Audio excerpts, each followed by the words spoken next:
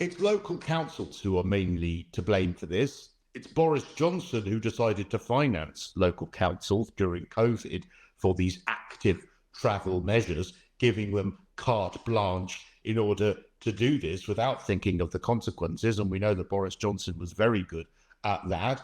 It is the repellent and horrific opportunist Sadiq Khan, the mayor of London, whose cabal of cycling buddies, many of whom are on over £100,000 a year at Transport for London, all advocate for these sorts of schemes. Why?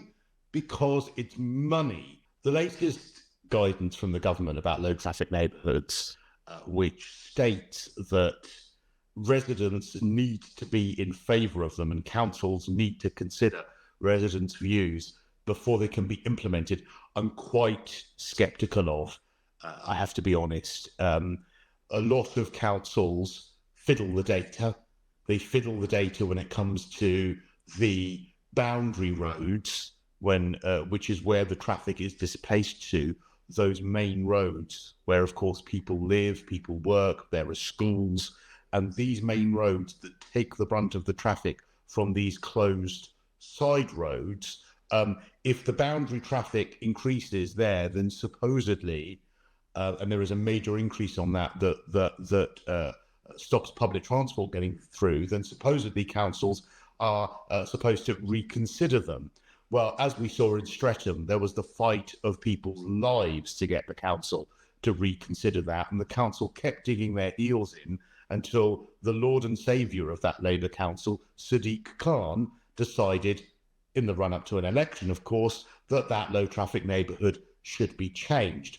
The other aspect in which they fiddle the data is, of course, many of these councils, one of which has been found to have done this, they use traffic counting measures which don't count traffic that goes over 10 kilometres per hour. So therefore, the stationary gridlocked traffic isn't actually counted, meaning that the councils can say, oh, look at all these boundary roads, look at all these main roads, there's no increase in traffic. So I'm sceptical that the councils will not use their means to fiddle the data in order to keep these low traffic neighbourhoods, because why would they want to get rid of this massive cash cow and these millions they're making in fines?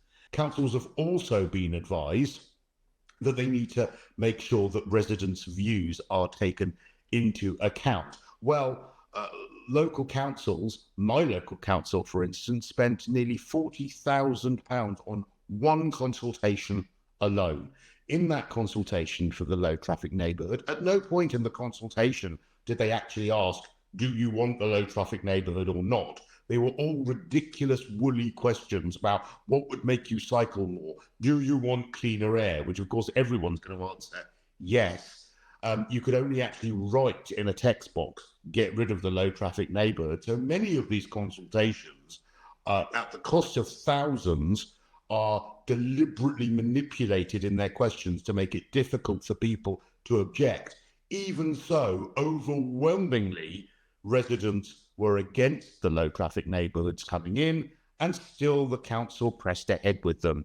So I don't think that this review is robust enough to stop some of these councils, which are acting in a way that you could say is bordering on corruption in implementing or keeping these schemes. Many things have annoyed me about the way in which these schemes have been brought in, and this is why I was one of the first journalists to be talking about this 4 years ago. And the reason it started 4 years ago was because they were brought in under the cover of COVID.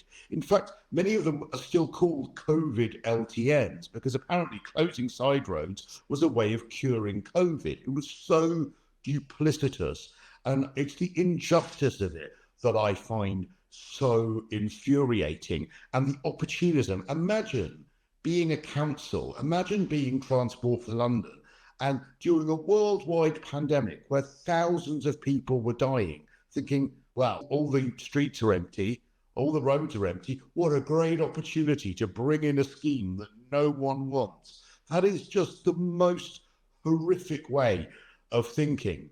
So that was one part of the injustice of all of it, and the way in which it was brought in and the use of COVID to do so. Many measures around that are still in place. We also saw pavements being extended and road space being taken as a temporary measure during COVID. All of these schemes were sold as temporary, when in actual fact, we all knew as soon as COVID was over, these schemes would be staying. But there's a wider point about the injustice of these schemes, because the very way in which these low traffic neighbourhood schemes work are a contradiction to the outcome that campaigners for them claim that they want. And I'll explain how. Low traffic neighbourhoods are the side roads that are all closed in the pursuit of making it easier for people to walk and cycle, and in order to use something called almost nudge theory.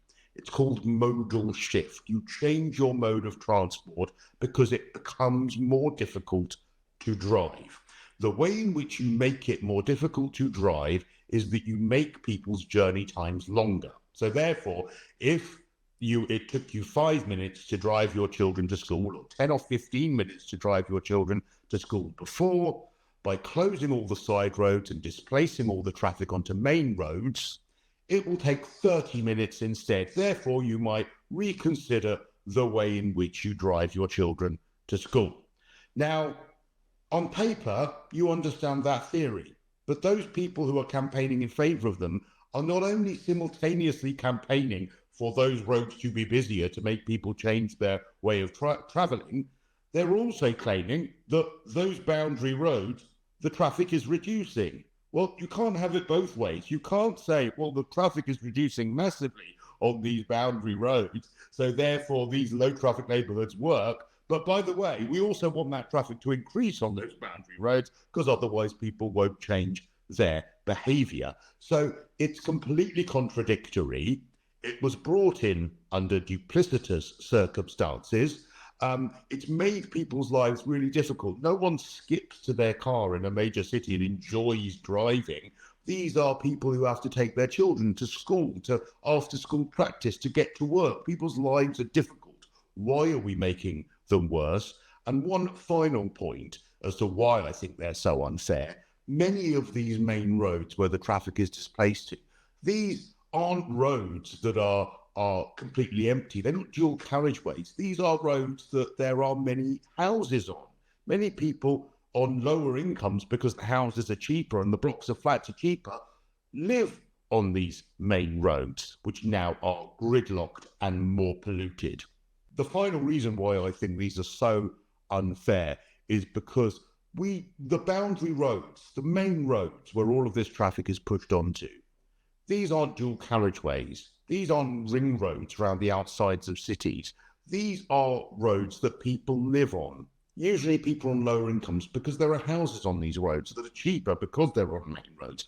Blocks of flats on these roads that are cheaper. So you're actually penalising people with gridlock traffic and more pollution who live on these main roads, who work on these main roads. One of my local low traffic neighbourhoods has pushed the traffic and directed it past schools, past primary schools, where the children are meant to be helped as a result of these schemes. So why are certain children allowed to have clean air for the sake of other children that aren't? Why are certain children allowed to have clean air because the roads are closed at the expense of other children who are maybe from poorer households who don't?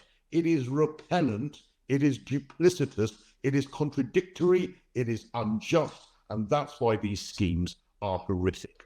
The findings of the final report were that a majority of people living within LTNs rather like them. But we actually emailed Ipsos Mori, who conducted the survey this morning, to ask them if they had asked anybody outside the LTNs what they thought of them, and they hadn't done so. So if you're getting slightly quieter streets, you're going to favour them. But of course, people outside are in a very different situation. So I think the report, which was, I think, in The Guardian last week, was a little bit misleading. The biggest problem with LTNs is they relocate traffic. I live in inner London. There's a lot of traffic. There's probably too much traffic on the roads. But the way to sort that out is not to relocate traffic from what are, generally speaking, the already quieter side streets to the busier roads, to the main roads. Because what that happens is the people living and working and shopping and going to school on the main roads get more noise, more pollution, more congestion. It also affects bus users because many of those main roads are bus thoroughfares.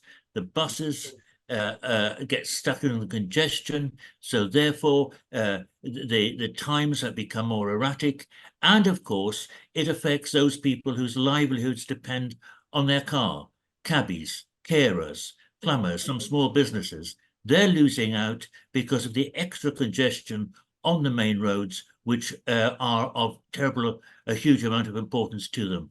I blame the councils because, and in London, certainly it's largely Labour councils that have put them in. They had the choice whether to put them in or not. They decided to do so.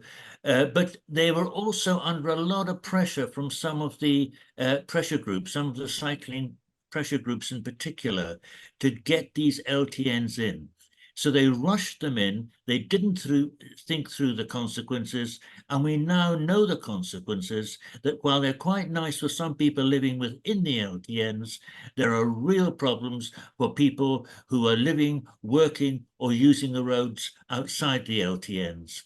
It's local councils who are mainly to blame for this. It's Boris Johnson who decided to finance local councils during COVID for these active travel measures, giving them carte blanche in order to do this without thinking of the consequences. And we know that Boris Johnson was very good at that. It is the repellent and horrific opportunist Sadiq Khan, the mayor of London, whose cabal of cycling buddies, many of whom are on over £100,000 a year at Transport for London, all advocate for these sorts of schemes. Why? Because it's money.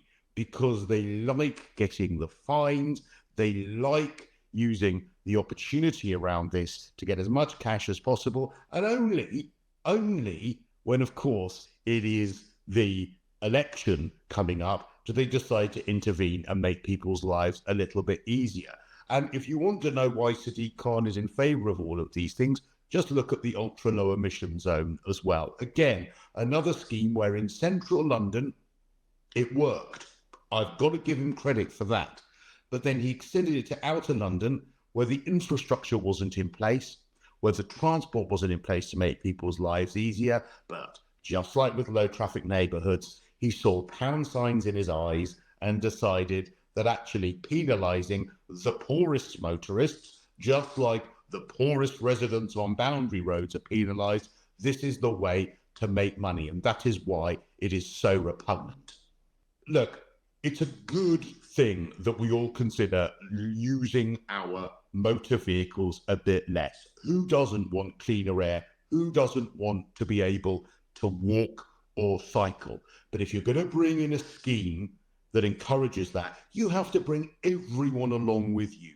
You cannot have schemes like this that divide neighbourhoods. You cannot have schemes like this that give clean air and quiet roads to one set of people at the expense of other people. You have to take everyone along with you.